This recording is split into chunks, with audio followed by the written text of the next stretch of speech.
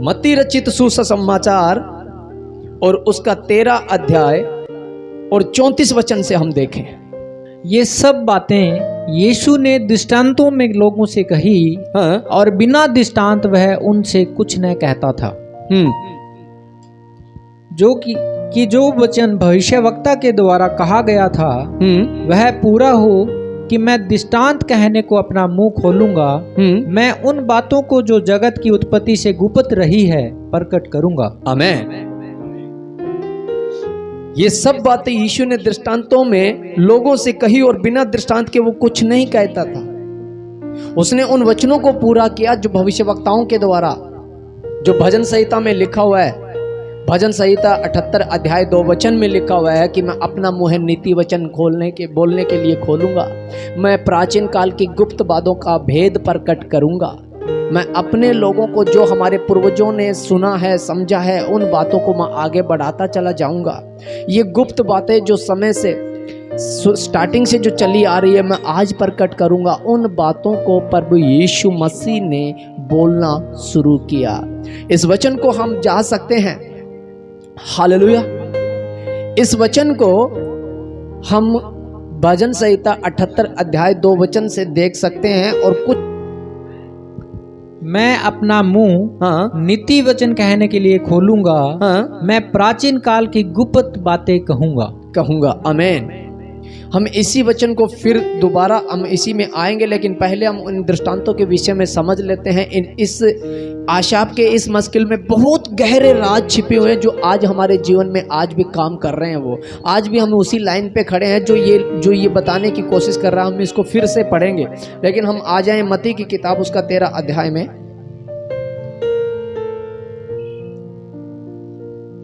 यहां पे ये कहता है कि मैं उन बातों को जो जगत की उत्पत्ति से गुप्त रही है प्रकट करूंगा। मैं दृष्टांत कहने को अपना मुंह खोलूंगा। अब मैं उन बातों को जो जगत की उत्पत्ति से गुप्त रही है प्रकट करूंगा। और वहां पे वचन कहता है कि मैं नीति वचन कहने के लिए अपने मुंह को खोलूंगा। प्राचीन काल की बातें, जगत की उत्पत्ति से जो बातें हैं, जो शुरुआती दौर की जो बातें हैं, उन बातों को मैं दृष्टांत की रीति से पूरा करूंगा। और प्रभु यीशु मसीह ने दृष्टांत देकर करके जंगली बीज, कहीं राई का दाना, कहीं खमीर, ऐसे बातों में बोल करके वो भेद प्रकट किए जो प्राचीन काल से जगत की उत्पत्ति से जो रखे हुए थे, जिनको हमें हमारे समझ की बात नहीं थी, हमें समझ में आने वाली बातें नहीं थी। लेकिन प्रभु यीशु मसीह ने आकर के उन बातों को प्रकट किया अपने जीवन के द्वारा, दृष्टांत की रीति से वो बातें हमें समझाई जो प्राचीन काल में होने वाली थी, जो उसके जीवन से हो रही थी। हालेलुया। वो जब दृष्टांत कह रहा था और कहने के बाद वहां से उठ करके घर में चला गया। उसके चेले, छोटी सी मंडली थी 10-12 लोगों की, वो उसके पीछे पीछे होली। और वहां पे जाकर के उन्हें कुछ सीखने की एक लालसा थी, उनके अंदर एक अभिलाषा थी कि हमें इससे कुछ लेना है। ये जो दृष्टांत कह रहा है, जो हम नहीं समझ पा रहे हैं, इन दृष्टांतों का मतलब क्या, हमें अकेले में इसे पूछेंगे। तो वो जब घर में गया तब चेलों ने उससे पूछा, पढ़े आगे इस वचन को। तब वह भीड़ को छोड़कर घर में आया और उसके चेलों ने उसके पास आकर कहा, खेत के जंगली दाने का दृष्टांत हमें समझा दे। उसने उनको उत्तर दिया कि अच्छे बीज का बोने वाला मनुष्य का पुत्र है। खेत संसार है। अच्छा बीज राज्य की संतान और जंगली बीज दुष्ट की संतान है। जिस बेरी ने उनको बोया वह शैतान है।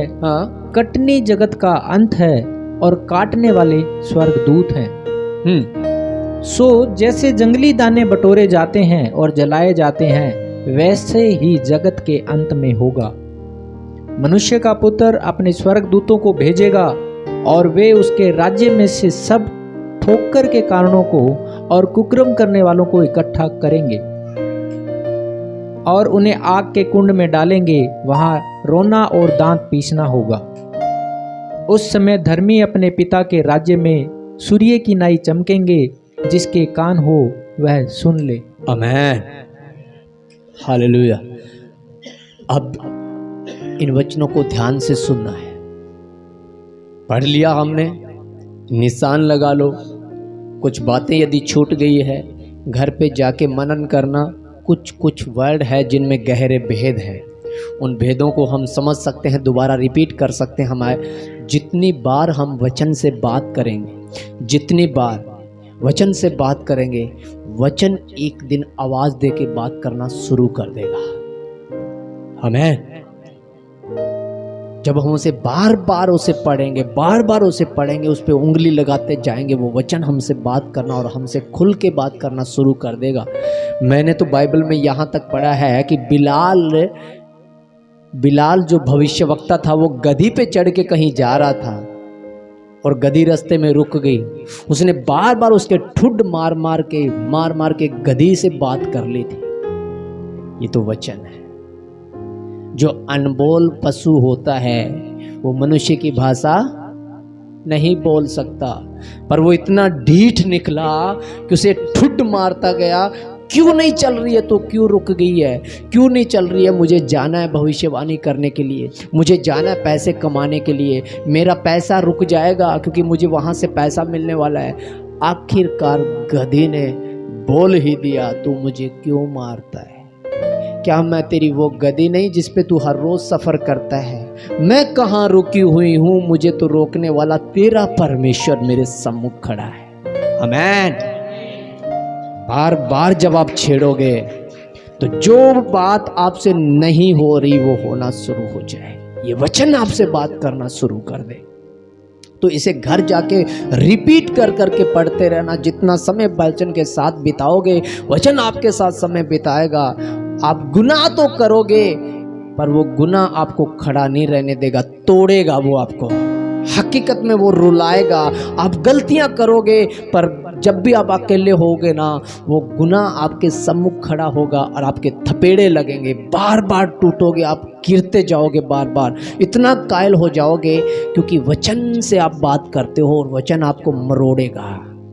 एक समय ऐसा आएगा, वचन अपना रिजल्ट लेकर के आएगा और आप वचन के साथ चल पड़ोगे। हालेलुया। इस वचन के द्वारा प्रभु यीशु मसीह क्या समझाने की कोशिश कर रहा था? अपने चेलों से एक दृष्टांत बोला था। उस दृष्टांत में प्रभु यीशु मसीह ने ये कहा था, इसको हम 24 वचन को जब पढ़ेंगे, 24 से लेकर के और 30 वचन तक जब हम पढ़ेंगे तो ये जो बातें प्रभु यीशु मसीह ने समझाई थी, ये बातें, तो उनसे ये कह रहा था कि जो खेत है वो संसार है, जो खेत है वो संसार है। बीज बोने वाला मनुष्य का पुत्र है, जो अच्छा बीज, और जो अच्छा बीज है वो राज्य की संतान है। इन शब्दों को हमें पकड़ना पड़ेगा। और जो जंगली बीज है वो दुष्ट शैतान है। कटनी जगत का न्याय है और काटने वाले स्वर्गदूत हैं, जिनको हम प्रकाशित वाक्य 14 अध्याय 14-15 वचन में हम पढ़ सकते हैं, वहां पे मिल जाएगा। अब सुनो, जो बीज बोया गया है वो मनुष्य के पुत्र ने बोया स्वर्ग के राज्य का। सबसे पहले हमें समझना पड़ेगा स्वर्ग का राज्य क्या है। स्वर्ग का राज्य है क्या है, हम उसे देख पाएंगे या नहीं देख पाएंगे। आप यकीन मानना, आज तक मैं भी नहीं समझा था। मुझे ये लग रहा था स्वर्ग का राज्य वो होगा जब इस देह को छोड़ देंगे और फिर निकल के जाएंगे उस राज्य में, वो स्वर्ग का राज्य होगा। लेकिन जब बाइबल के गहनता के साथ जब अध्ययन किया गया तो उसमें लिखा गया है कि वह अपने राज्य को स्थापित करेगा और उसके राज्य का कभी अंत न होगा। वो जैसे ही इस पृथ्वी पे आया और उसने अपनी सेवकाई शुरू की, एक राई के दाने के समान यूहन्ना से मिला, बपतिस्मा हुआ, निकल पड़ा। 2 ही मिले थे उसे। ये कहा मेरे पीछे, एक राई का दाना था। मनुष्य तो शायद वो 2 हो सकते हैं, पर पूरी पृथ्वी को देखने के बाद ये बीज जो है वो राज्य की संतान के रूप में दर्शाया गया। उसने वो राई का दाना बोया था और बढ़ते बढ़ते वो इतना बढ़ गया कि पक्षियों ने आके उस पर बसेरा करना शुरू कर दिया। ये वचन पिछली बार मैं आपको बता रहा था। अब हमें क्या देखना पड़ेगा, यहां पे दो चीजें दी गई है, दुष्ट की संतान, जंगली बीज और अच्छे बीज। इन दोनों के विषय में ये दिया गया है, साथ साथ रहेंगे, ना इनके साथ कोई बुरा बर्ताव किया जा रहा है, ना इनके साथ कोई बुरा बर्ताव किया जा रहा है। जब तक जगत का न्याय का समय ना आ जाए, ये दोनों साथ में ही हैं। हमें ये समझना पड़ेगा। जगत के भीतर की बात है, जो खेत है वो संसार है। पर यीशु मसीह ने कलीसिया का नाम नहीं लिया है, संसार का नाम लिया है।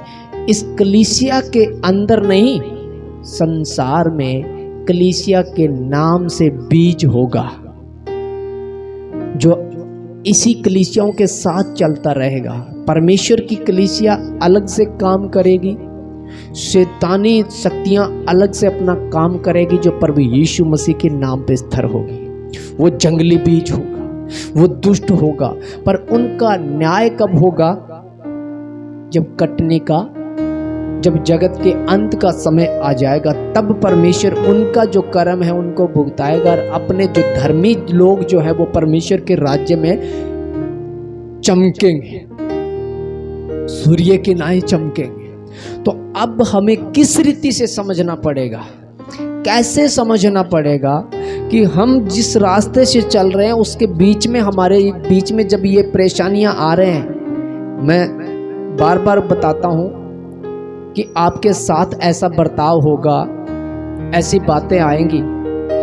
जब आप संगति में चल रहे हैं और आपसे कोई तीसरा व्यक्ति आकर के ये बोले यहाँ कुछ नहीं है, वहाँ चलो, तो समझ जाना कोई जंगली बीज आ गया है।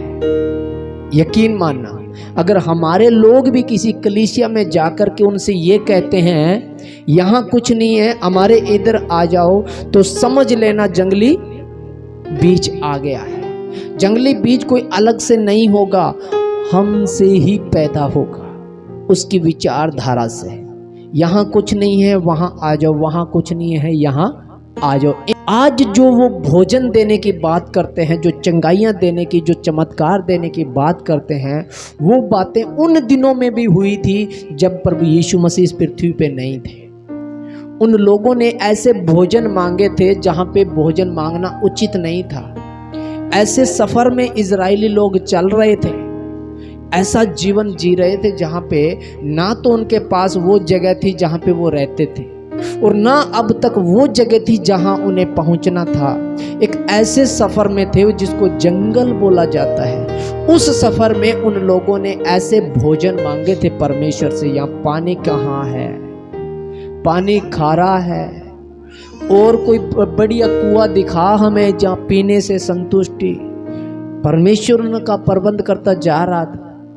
मांस कहाँ है, चिकन मटन तो है ही नहीं, कौन सी मीटिंग में ले आया, यहाँ पे तो दाल है, ये मूसा तू मरवाएगा, हमारी एनर्जी खत्म करेगा। मांस मिल गया तो रोटी तो है ही नहीं, था वो जंगल, वहां पे गुजारा करना था, क्योंकि वो उस जगह जाने वाले थे जो सदा का उनका देश था, कनान देश। गुलामी से निकाला था परमेश्वर ने, और वो चाहते थे कि इसी जंगल में टेंट लगा, यहीं बना हमारे लिए भोजन शिफ्ट। वो तो परमेश्वर था, उसने कर भी दिया, उसने मन्ना बरसाया, उसने बटेरे बरसाई, उसने चट्टान से पानी निकाल के दिखाया, उन दुष्ट लोगों को दिखाया कि मैं सब कुछ करने वाला हूं। हम कहीं ऐसी कलीसिया, ऐसे लोगों में तो नहीं फंस जाएंगे। अगर तुम्हें चाहिए तो आओ मेरे साथ, वहाँ चलो, आओ वहाँ पे, आओ वहाँ पे जंगल में। यकीन मानना, पिछले दिनों में कुछ लोग इसलिए गिर गए फसलों की वजह से, बीमारियों की वजह से। जब कोरोना काल आया था, जब लोग दुखी थे, प्रार्थना नहीं सुनी जा रही थी परेशानियों से, वो इसलिए गिर गए कि यहाँ कुछ भी नहीं है, वो ऐसा सफर था जो जंगल का था, ना वो भी उधर के रहे ना इधर के। आज हमारा मसीह जीवन एक सफर है। हम आ जाएं उस आशाप के उसी भजन संहिता 78 अध्याय में, जो ये बता रहा है, क्या कहता है। हम 17 वचन को देखें, 15 वचन से हम पढ़ेंगे इसको। वह जंगल में चट्टानें फाड़कर उनको मानो गहरे जलाशयों से मन माने पिलाता था। हमें जंगल के अंदर, हम जब खेत में चले जाते हैं, खेत में काम करते हैं, मजदूरियां करते हैं, तो वहां पे पानी ही मिलता है, पर वो पानी नहीं मिल सकता जो पानी हम घर में पीते हैं। फ्रिज का, बिसलेरी, मन भावना, खेत में जैसा भी मिलता है, किसी के कुंड से मिलेगा, किसी के खाड़े नाले से मिलेगा, और हमें गुजारा करना पड़ता है क्योंकि वो स्थायी जगह नहीं है हमारी। शाम को घर आना है हमें। वहाँ तो सिर्फ काम करने के लिए गए थे, कुछ गुजर बसर के लिए हमें अनाज मिल जाए, इसलिए वो सफ़र था हमारा। पर वहाँ पे जाकर के हम किसी के खेत में काम करते, ये नहीं ये पानी नहीं, बिसलेरी की बोतल लेकर, क्या कितना अजीब लगेगा। परमेश्वर से वो लोग ऐसा पानी मांग रहे थे, ऐसा जल मांग रहे थे कि उन्हें अच्छा लगे, मन भावना, और पी के वो तृप्त हो। परमेश्वर का वचन कहता, उसने तो चट्टानों से वो मन माना पानी पिलाया जो ऐसा वो चाहते थे। वो चट्टान जिस पे आग बरसे और वो गर्म लोहे जैसी रहती थी, उन चट्टानों से जल निकल आया कि मूसा दे छड़ी इस पे, कर इससे बात। ये चट्टान जो कुछ नहीं कर सकती, ये भी तुझे जल देगी क्योंकि मैं परमेश्वर हूं। Hallelujah, hallelujah. तो कर इससे बात, इसको बोल कि हमें पानी दे। देख नजारे, मैं वो परमेश्वर हूं जो कुछ हो नहीं सकता, वह मैं करने की ताकत है। इनको दिखा दे जो डीठ और निकम्मे लोग जिनको मैं निकाल लाया, आज ये मुझसे ऐसी ऐसी बातें मांग रहे हैं, ये नहीं पता मैं लेके कहाँ जा रहा हूँ। मैंने तो वादा किया था मैं वहीं लेके जाऊंगा जहाँ दूध और मधु की धारा बहती हैं, और ये तो पानी पे बिखर के खड़े हो गए।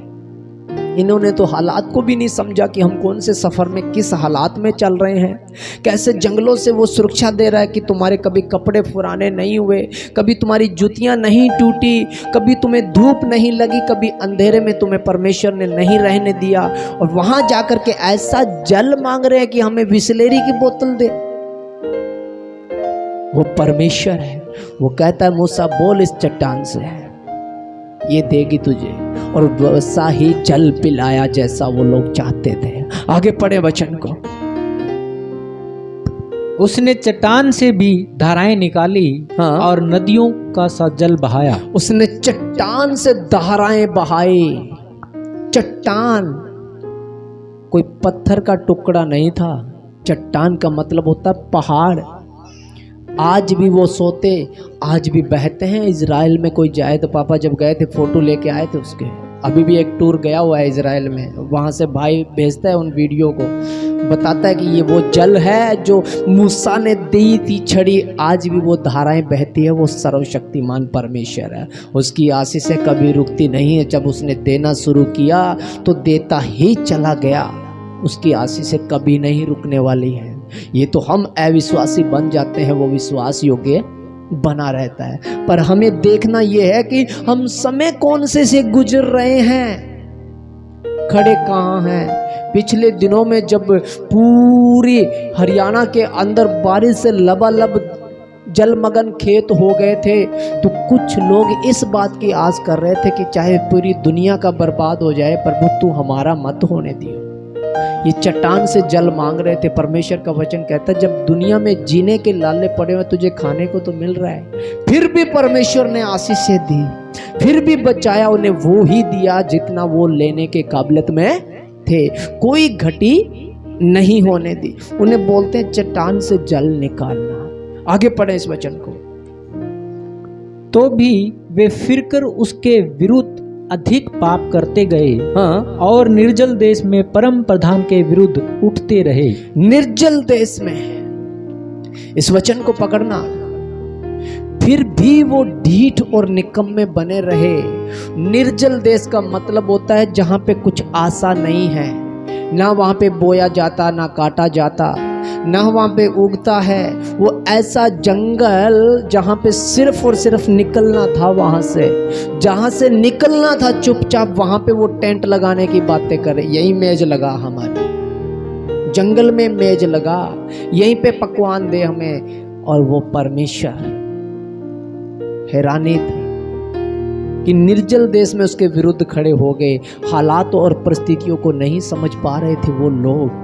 वो गुप्त बातें जो आज परमेश्वर का वचन हम पे प्रकट करता है कि वो छुपा हुआ धन था, उस छुपे हुए धन को हम नहीं समझ पा रहे थे। पढ़ें आगे और इस वचन को। और अपनी चाह के अनुसार भोजन मांगकर मन ही मन ईश्वर की परीक्षा की। अपनी चाह के अनुसार। वो समय ऐसा चल रहा था जब मिस्र देश से निकाला, गुलामी की जंजीरों से, जहां पे उनके साथ इतने दुर्व्यवहार हुआ करते थे। बाइबल ऐसा कहती है, मूसा मैंने अपने लोगों का चिल्लाना सुना है, मैंने उन पे चित्त लगाया है, मैंने अपने कान उनकी दुहाई की ओर लगाए हैं। वो पुकार के रो रहे हैं कि कोई तो हो, प्रभु एक बार हमें यहाँ से बचा ले, इसलिए मैं उतर आया हूँ। आ मैं तुझे अपने लोगों में भेजूंगा, उन्हें निकाल के ला। वो दुहाई थी कि हमें कैसे भी करके यहाँ से बचा ले। और जब परमेश्वर ने उन्हें बचा लिया तो उस सफर में जब लेकर के आ रहा था तो वहां जाकर के डीठ और निकम्मे बन गए, जहां पे कोई आशा ही नहीं थी। वो जंगल था, सिर्फ टाइम पास करना था। बुरे वक्त में उन्हें निकल करके उस आशीषों वाले देश में पहुंचना था जो सदा काल का उनका दादा परदादाओं से जो चला हुआ आ रहा था। उसी देश में जहां से वो आए थे कभी गुलामी में, उस देश में जाना था। पर रास्ते में वो तो जब आएगा आएगा यहीं पे पिला, यहीं पे खिला, यहीं पे मन माना दे, यहीं पे आने दे चिकन और मटन, यहीं पे आने दे रोटियां, तंदूर की अलग आने दे, तवे की अलग आने दे। मेथी वाले परांठे भी मांग रहे थे वहां पे, और परमेश्वर ने दिए उनको। परमेश्वर इतना मजबूर हो गया, इतना मजबूर, क्योंकि वो उसको धन समझता था। याकूब उसका धन था। भजन संहिता 135 अध्याय और 4 वचन में लिखा हुआ है, वो याकूब, वो इज़राइल तो परमेश्वर का निज धन है। और ये वो धन था, उसके आगे इतना परमेश्वर लाचार और मजबूर हो गया, खिलाया वहां पे। बाइबल ये कहती है स्वर्गदूत जो खाते थे वो रोटी उनको खिलाई। स्वर्गदूतों का भोजन जिसको मन्ना कहा जाता है, आकाश से रोटियां बरसी उनके लिए। कितना बड़ा चमत्कार होगा। इतना मजबूर हुआ परमेश्वर, वो इतना प्रेम करता है अपने लोगों से, इतने निकम्मे और ढीठ, फिर भी वो कहता चल कोई बात नहीं, क्योंकि परमेश्वर जानता था ये नासवान अगर मैंने एक झिड़की मार दी तो सब बर्बाद हो जाएंगे। इतना कंट्रोल परमेश्वर का, आप यकीन करोगे एक डांट मार दी जाए ना यहाँ पे, कल दिन को भवन खाली हो जाएगा। वो परमेश्वर इतना दयालु था, इतना दयालु कि अगर वो चाहता तो उन्हें मन्ना तो क्या सबको भस्म कर देता वहां पे, पर खिलाया वहां। हालेलुया। आगे पढ़े इस वचन को। वे परमेश्वर के विरुद्ध बोले और कहने लगे, क्या ईश्वर जंगल में मेज लगा सकता है? वो चैलेंज कर रहे थे, क्या ईश्वर जंगल में मेज लगा सकता है? क्या हमें यहाँ पे वो भोजन खिला सकता है? इससे अच्छा तो मिस्र देश ही ठीक था, जहाँ पे मनमाना भोजन खाया करते थे हम। चाहे हम मजदूरी करते थे, चाहे मेहनत करते थे, पर मछलियाँ तो मिलती थी खाने को, मांस तो मिलता था, पकवान, खीरे, तरबूज, ककड़ी, वो तो मिलती थी वहाँ पे खाने को। यहाँ जंगल में मूसा तो कहाँ ले आया? और वो कुड़कुड़ाने लगे, मूसा को मारने तक दौड़े थे। ऐसी हालात कर दी थी। मारा के एक जगह पे चले गए, वहाँ पे पानी खारा था, और मूसा को यहाँ कहाँ ले आया? तो यहाँ पानी कड़वाया हमें पीने के लिए। और मूसा ने परमेश्वर की दुहाई दी, और वहाँ पे एक जड़ी बूटी बतला दी, मूसा इस जड़ी को डाल दे इस पानी में, ये मीठी हो जाएगी। वहाँ पानी भी था, वहाँ पे सलूशन भी था, लेकिन वो जंगल ऐसा था कि सलूशन करने वाला कोई नहीं था, सिर्फ परमेश्वर ही था। हालेलुया। एक बार मैंने यहाँ पे वचन पढ़ाया था कि वो जंगल भी था और वहां पे झाड़ी भी थी, पानी था, कुआं भी था, और हाजिरा भी वहीं थी, नजर नहीं आ रहा था। लेकिन जब दुहाई दी गई तब परमेश्वर ने हाजिरा से कहा, उठ ढांढस बांध, जहां तेरा बेटा है वहां से एक आवाज परमेश्वर के पास पहुंची है। और परमेश्वर ने उसकी आंखें खोल दी, एक कुआं नजर आया। हालेलुया। ऐसे मूसा की आंखें खोली, वो झाड़ी उठा, पानी में डाल और इन्हें पिला दे, मीठा हो जाएगा। वो झाड़ी क्या वहां से कभी कोई गुजरा नहीं था? क्या वो पानी कोई पहले मीठा करने वाला नहीं था? पर सच था, वो पानी मीठा होने के काबिल नहीं था, क्योंकि उस जगह का नाम ही मारा था, कड़वा। एक जगह है रूत की पुस्तक में, बेनम्मी कहती है मुझे, नोमी कहती है मुझे नोमी मत बोलो, मुझे मारा बोलो, मारा, क्योंकि परमेश्वर मेरे विरुद्ध है, मेरे से कड़वा सा व्यवहार किया है, मुझे मारा बोलो। वो जगह थी वो मारा, जो कड़वा था। वहां पे परमेश्वर ने उस कड़वे व्यवहार को मीठा व्यवहार बना दिया। पी लो पानी। वहां मेज लगाई। आगे पढ़े इस वचन। उसने चट्टान पर मार के जल बहा तो दिया और धाराएं उमड़ चली, परंतु क्या वह रोटी भी दे सकता है? क्या वह अपनी प्रजा के लिए मांस भी तैयार कर सकता है? यहोवा सुनकर क्रोध से भर गया। तब याकूब के बीच आग लगी और इजराइल के विरुद्ध क्रोध भड़का, इसलिए कि उन्होंने परमेश्वर पर विश्वास नहीं रखा था, न उसकी उद्धार करने की शक्ति पर भरोसा किया। तो भी उसने आकाश को आज्ञा दी और स्वर्ग के द्वारों को खोला। आमीन। यहाँ लिखा हुआ है परमेश्वर का क्रोध भड़क उठा जब वो चैलेंज कर रहे थे, पानी तो मीठा कर दिया है, क्या यहोवा हमारे लिए रोटी दे सकता है? क्या रोटी के साथ हमें मांस खिला सकता है? और बाइबल यह कहती है परमेश्वर क्रोध से भर गया, याकूब में आग लग गई, खलबली मच गई। इसका मतलब ये नहीं है कि परमेश्वर उन्हें नष्ट कर रहा था, वो क्रोध से इसलिए भर गया कि ये मेरी परीक्षा कर रहे हैं। और परमेश्वर इतना क्रोधित हुआ, ये लोग खाओ तुम, और इतनी पुरवाई हवा चलाई जहरीली कि आकाश के पक्षी बटेरे मर मर के उनकी छावनी में गिरनी शुरू हो गई। बेड़े भर गए उनके पक्षियों से। उठाओ और मारो खाओ। तुम्हें यही चाहिए था ना, ये जानवर ही तो चाहिए थे ना। ऐसी जहरीली हवा चलाई, ऐसी बड़ी महामारी फैल गई कि पक्षी आके उनके बेड़े में, उनकी छावनी तंबू के आगे गिरने लगे, और उन्होंने जितना चाहा उतना मांस खाया।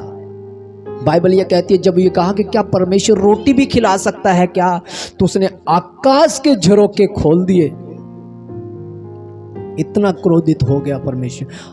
जब परमेश्वर का क्रोध भड़का कि ये मुझे जांचते हैं, ये मुझे परखते हैं कि ये कर सकता है कि नहीं, ये नहीं जानते कि मैंने समुंदर के 2 भाग किए हैं, क्या ये नहीं जानते एक व्यक्ति से मैंने राजा के साथ लड़ा दिया, एक व्यक्ति जो पूरे मिस्र देश को झोंक करके आ गया, एक मूसा जो पूरे तरीके से बोल भी नहीं सकता था, वो मूसा जो पूरे देश के साथ लड़ाई लड़कर अपने लोगों को छुड़ा के आ रहा था। ये लोग नहीं समझ पा रहे मेरी करुणा को, मेरी सामर्थ को, ये लोग नहीं समझ पा रहे। और बाइबल ऐसा कहती है, आगे पढ़े इस वचन को। और उनके लिए खाने को मन्ना बरसाया, और उन्हें स्वर्ग का अन्न दिया। उनको सूरवीरों की सी रोटी मिली। उसने उनको मनमाना भोजन दिया।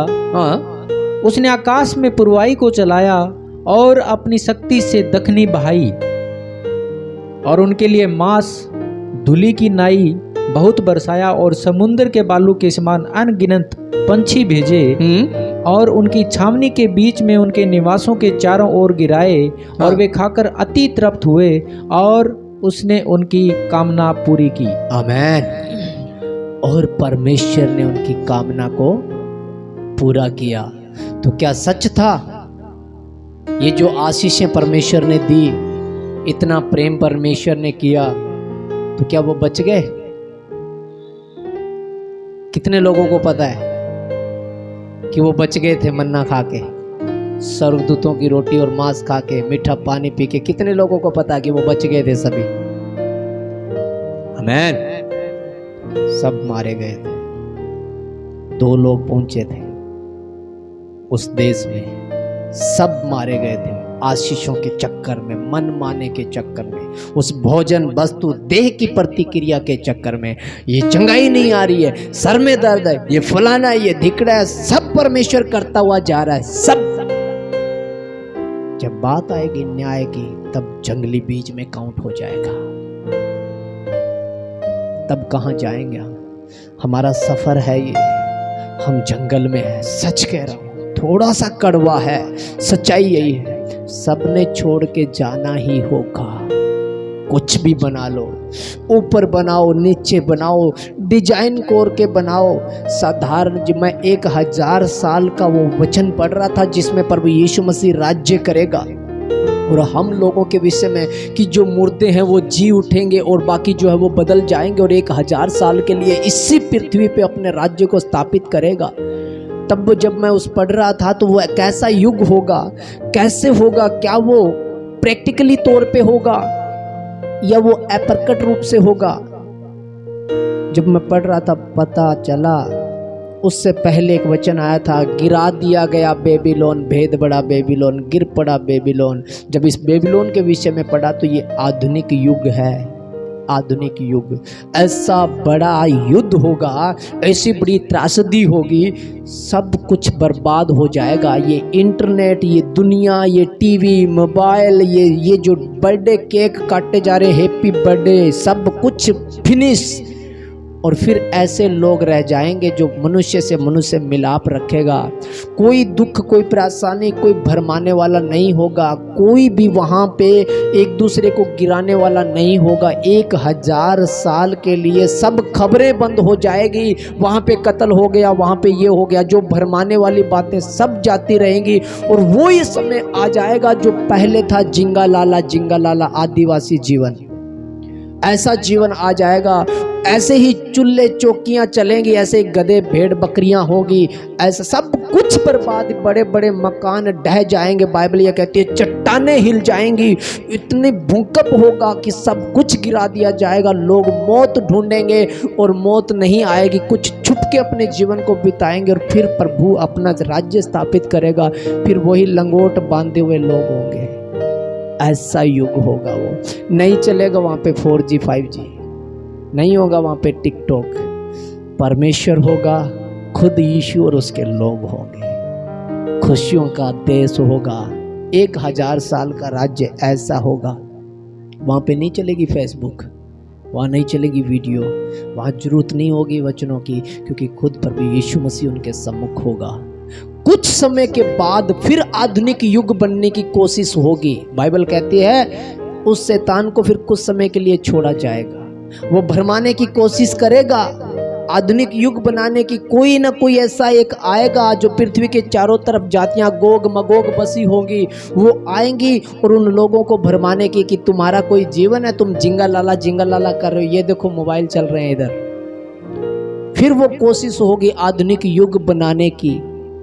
फिर बाइबल कहती है उन्हें फिर गिरा दिया जाएगा, और फिर एक नया आकाश, एक नई पृथ्वी और यरूशलेम आएगा सदा काल के लिए। मैं जब ये पढ़ रहा था तो हैरानी मानी मैंने कि हम सोच रहे थे कि पता नहीं क्या होने वाला, लेकिन जब गहराई से देखा कि ये बेबीलोन कौन सा बेबीलोन है, तो ये बेबीलोन हमारे बीच में ये खड़ा बेबीलोन गिरा दिया जाएगा। जो आइडिया बनी हुई है, जो ये तागे मार मार के बेबीलोन तैयार किए जा रहे हैं, सब गिरा दिए जाएंगे टोटली। कुछ भी नहीं होगा। जो 10-10 हज़ार रुपए में जाकर के दुल्हन तैयार होके आ रही है आर्टिफिशियल, सब खत्म हो जाएगा। वो राज्य ऐसा राज्य होगा, वहां पे दिखावे का जीवन नहीं होगा। वो परमेश्वर का राज्य होगा। हम उस राज्य की संतान है। अब आ जाए हम मती में। ये हमने देख लिया, ये हमारा जीवन है। हम कोशिश कर रहे हैं मेज लगवाने की, हम जिद्दी कर रहे हैं। मैं कह रहा हूं एक भी नहीं बचा था, एक भी। अब भी ऐसा ही चल रहा है। आएंगे क्या तुम्हारे पास्टर में वो ताकत है लंगड़ा चला दे? नहीं, आ मेरे साथ चंडीगढ़ चल रहे हैं, बटेरे मिलेगी, आ मेरे साथ वहां पे चंडीगढ़ में चलेगा। और जा रहे हैं लोग। आपके बीच में से कुछ लोग गायब हो जाएंगे कुछ दिनों बाद, मैं दिखाऊंगा आपको। आप देखोगे इधर उधर नहीं मिलेंगे, निकल जाएंगे वो। क्योंकि बटेरे चाहिए, मनमाना भोजन चाहिए। लेकिन हम तो जंगल में हैं। परमेश्वर दे तो देगा, बर्बाद भी होंगे एक दिन। वो आशीषें देने की ताकत रखता है, कहता है मांग मैं दूंगा, पर मांगते क्या हो डिपेंड ये करता है। मांस मांगा उसने दिया, जल मांगा उसने दिया, रोटी मांगी उसने स्वर्गदूतों की रोटी दी। ना उनके जूते कभी टूटे, ना उनके कपड़े कभी पुराने हुए। जैसे कैसे करके उनको सफर में ही रखा, सब खत्म हो गए, एक भी नहीं बचा। सिर्फ वही लोग बचे जो उसकी अगुवाई में थे। सब वो लोग जो चले थे सब बर्बाद हो गए। हमें तो सदा काल का जीवन चाहिए, हमें जाना है। इन चीजों से पीछे हट जाएं, वो जीवन पालें जो छुपा हुआ धन है। हालेलुया।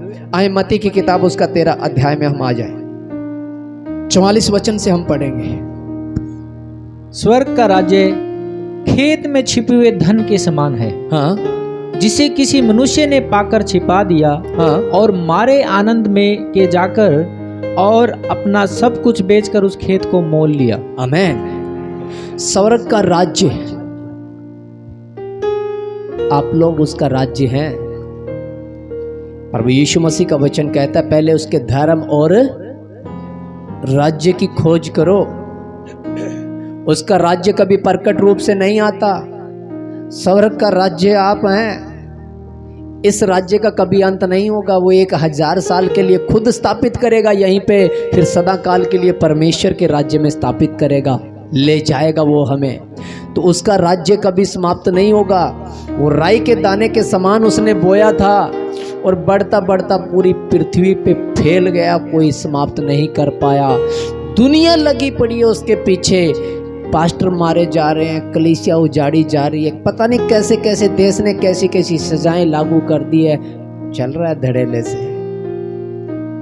कुछ भी नहीं बिगड़ा, बढ़ता ही चला गया है, बढ़ता है। और यहाँ पे ये वचन कहता है स्वर्ग का राज्य उस धन के समान है जो किसी मनुष्य ने पाया और मारे आनंद के उसने खेत में छुपा दिया, और आनंद के मारे उस खेत को उसने मोल ही ले लिया। मनुष्य, पिछले वचन में हम पढ़ रहे थे, बीज बोने वाला मनुष्य का पुत्र खुद प्रभु यीशु मसीह है। धन जो यहूदी गोत्र माना जाता है, मैं बता रहा था आपको, भजन संहिता 135 अध्याय 4 वचन एक बार हम देख लेते हैं। याह ने तो याकूब को अपने लिए चुना है, अर्थात इज़राइल को अपने निज धन होने के लिए चुन लिया है। आमेन। परमेश्वर ने याकूब को, यहूदी गोत्र को, इज़राइलियों को अपना निज धन माना था।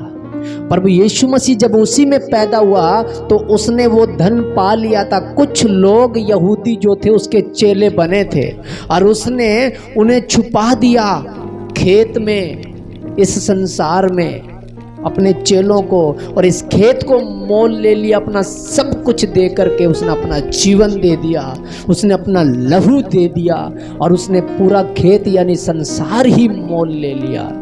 अब हम लोग उसके खेत की फसल है, उसका धन इसी में छिपा हुआ है। वो धन तो यहूदी था लेकिन हम उसके खेत के फसल हैं। एक जगह शायद आपने कभी पढ़ा हो तो लिखा हुआ है कि एक गृह के स्वामी ने अंगूर की बारी लगाई, उसमें एक अंजीर का पेड़ लगाया। अंगूर की बारी में एक पेड़ लगाया। एक जो पेड़ अंजीर का बोला जाता है ना, वो पेड़ तो यहूदी गोत्र होगा लेकिन दाख की बारी तो हम लोग हैं। आमीन। उसने कहा अगर इस पेड़ के फल नहीं लग रहे हैं तो काट दे बेशक, मेरी दाख की बारी तो बचेगी, क्योंकि मेरा ही खेत है, मैंने ले लिया इसे मोल। वो धन मिले या न मिले, है तो उसी खेत में ही ना, फसल तो उसकी होगी। हम उसके राज्य के मिरास हैं, हम उस खेत की फसल है।